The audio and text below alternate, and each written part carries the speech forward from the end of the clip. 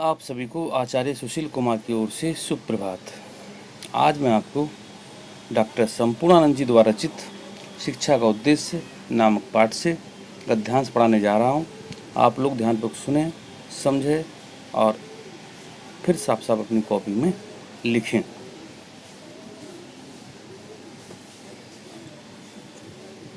शिक्षा का उद्देश्य में संपूर्णानंद जी ने बताया है कि जो शिक्षा है वो किस लिए दी जाती है, उसका उद्देश्य क्या है और शिक्षा प्राप्त करने के बाद व्यक्ति का व्यक्तित्व कैसा हो जाना चाहिए। इन सब विषय में उन्होंने इस पाठ में चर्चा की है। तो आज इसे हम प्रारंभ करने जा रहे हैं। बस आप लोग ध्यानपूर्वक सुनते चले जाएंगे और हमें पढ़ते चले जाएंगे। पाठ का नाम है शिक्षा का उद्देश्य। चित्त माने होता मन, क्षुद्र वासनाओं से, छोटी छोटी वासनाओं से विरत करने का, विरत माने अलग करने का, विरत अलग करने का एक बहुत बड़ा साधन है, कला है, बहुत बड़ा साधन कला है। काव्य, चित्र, संगीत आदि जिसका जिस समय रस मिला करता है, काव्य, चित्र, संगीत आदि का जिस समय रस मिला करता है, उस समय भी शरीर और इंद्रियों के बंधन ढीले पड़ गए होते हैं। उस समय भी शरीर और इंद्रियों के बंधन ढीले पड़ गए होते हैं और चित्त आध्यात्मिक जगत में खिंच जाता है यही बात प्रकृति के निरीक्षण से भी होती है। प्रकृति का उपयोग निकृष्ट कोटि के काव्य में कामोद्दीपन के लिए किया जाता है, परंतु वह शांत रस का भी उद्दीपन हो करता है।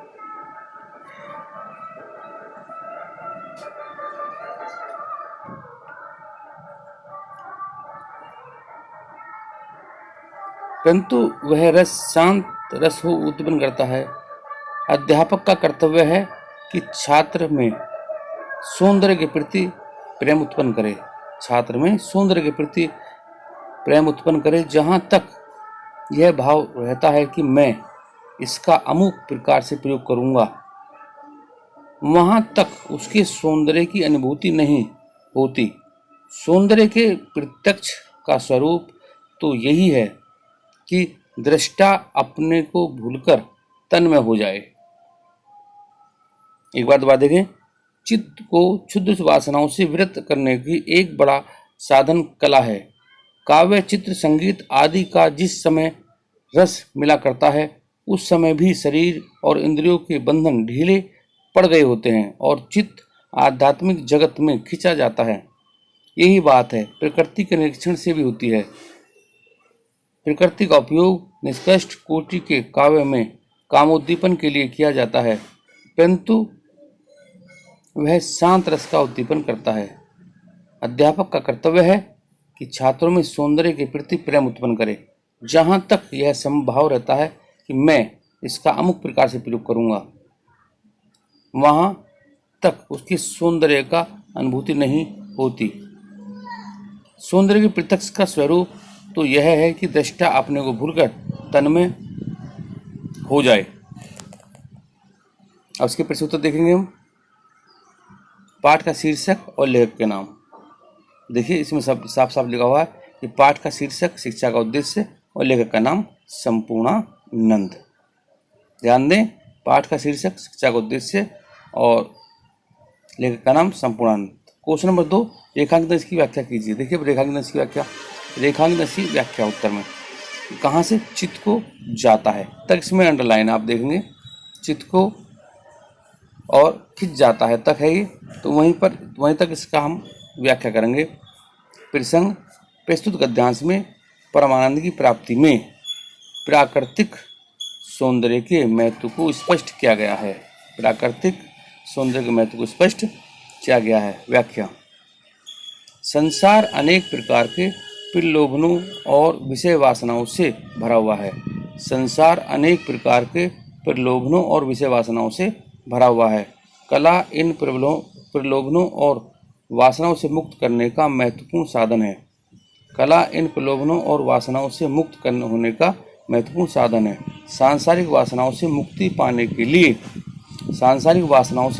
के लिए मानव को साहित्य, संगीत और चित्रकला में अपना मन लगा लेना चाहिए। जिस समय मानव का मन कलाओं में आनंद प्राप्त करता है, उस समय उसके सारे तनाव समाप्त हो जाते हैं और हृदय का आध्यात्म की ओर परिवर्तित हो जाता है।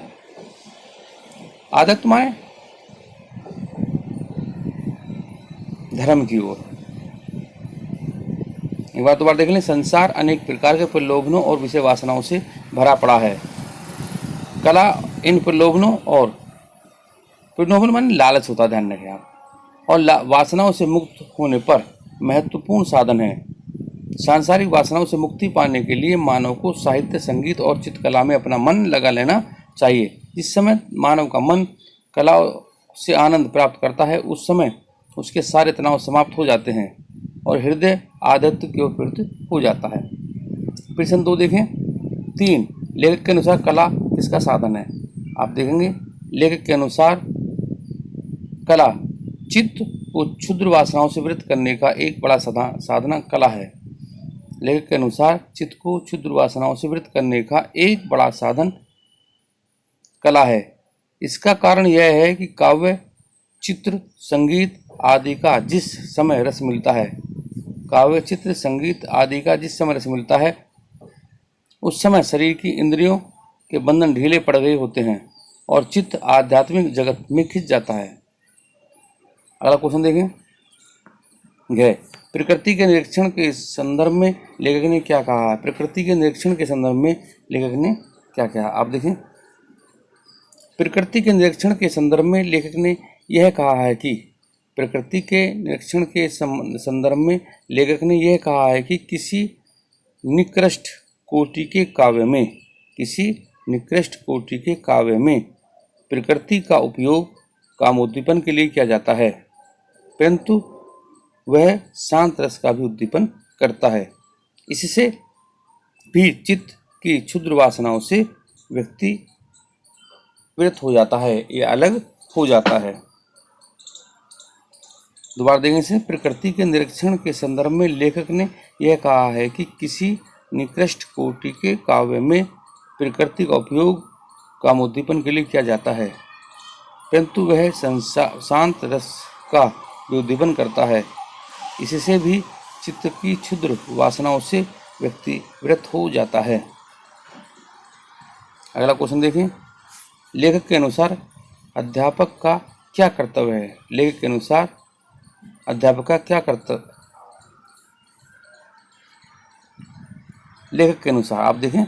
लेखक के अनुसार अध्यापक का कर्तव्य है कि वह छात्रों में लेखक के अनुसार अध्यापक का यह कर्तव्य है कि वह अपने छात्रों में सौंदर्य के प्रति प्रेम का भाव उत्पन्न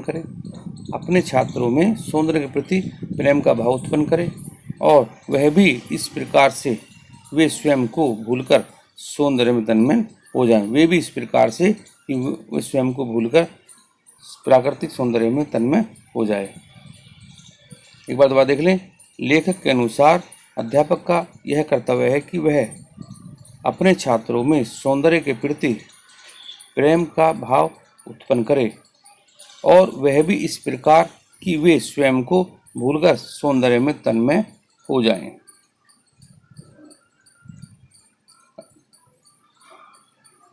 लास्ट क्वेश्चन। प्रस्तुत गद्यांश में किसके महत्व को स्पष्ट किया गया है? प्रस्तुत गद्यांश में किसके महत्व को स्पष्ट किया गया है? आप देखें। प्रस्तुत गद्यांश में ध्यान दें। प्रस्तुत गद्यांश में परमानंद की प्राप्ति में सहायक प्राकृतिक सौंदर्य के महत्व को स्पष्ट किया गया है। एक बार दोबारा देखें। प्रस्तुत गद्यांश में परमानंद की प्राप्ति में सहायक प्राकृतिक सौंदर्य के महत्व को स्पष्ट किया गया है। आपको समझ आ गया होगा। प्रस्तुत गद्यांश में परमानंद की प्राप्ति में सहायक प्राकृतिक सौंदर्य के, ये प्राकृतिक सौंदर्य के है, ध्यान दें इसको, महत्व को स्पष्ट किया गया है। ये जो चैप्टर है यहीं समाप्त होता है। कल हम एक नए पाठ के साथ उपस्थित होंगे। तब तक के लिए धन्यवाद।